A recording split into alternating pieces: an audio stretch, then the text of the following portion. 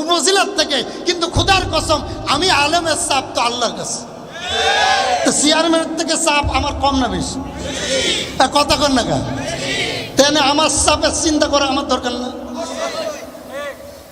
নবীজি বলেন, আমি চেয়ারম্যানে বসায়, উপজেলার চেয়ারম্যানে বসে বললাম, আল্লাহ বলছেন 4টি কাজ যখন দুনিয়ার জমিনে সংগঠিত হবে তখন কিয়ামতের কিছু আলামত, এটাই বড় আলামত বুঝতে হবে। 1 নম্বরে এমন একটা দিন আসবে দুনিয়ায়, ওয়াইজা কানা উমুরুকুম শিরারুকুম আগনিয়াকুম বুখালাউকুম উমুরুকুম ইলা নিসাইকুম।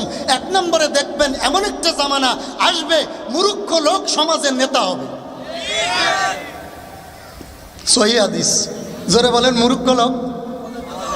এখন যারা নেতৃত্ব দেয় এলাকায় অধিকাংশ দেখবেন বল্টু মিয়া জীবনে স্কুলে যায়নি। অধিকাংশ, আপনাদের এলাকার কথা বলতেছি না, কুমিল্লার কথা বলতেছি। অধিকাংশ লেখাপড়া জানে না। ও যা বলে নেতৃত্ব, সমাজের নেতারা যা বলে তাই করতে হবে। রাত বললে রাত, দিন বললে দিন। তার 1 নম্বর কারণ ওই বল্টু মিয়া লেখাপড়া না জানুক, কিন্তু এমপি সাহেবের চামচা। কার চামচা? জোরে কোন? ও যা বলে তাই। হ্যালো কইলেই কিয়ামত।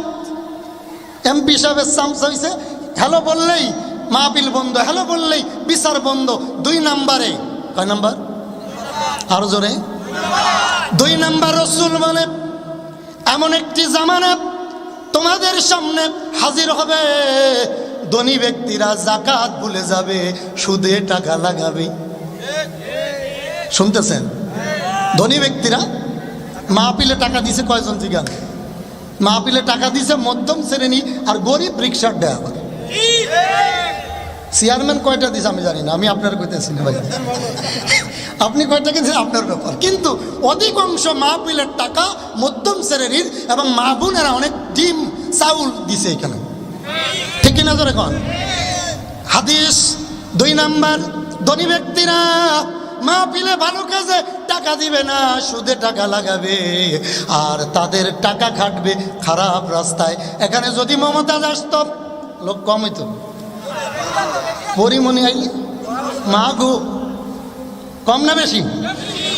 আরে ভাই ভালো করে বোঝেন কেন তোমাদেরকে শক্ত কথা বলি, কারণ আমি তোমাদের ডাক্তার হয়ে এখানে কুমিল্লাতে আসছি।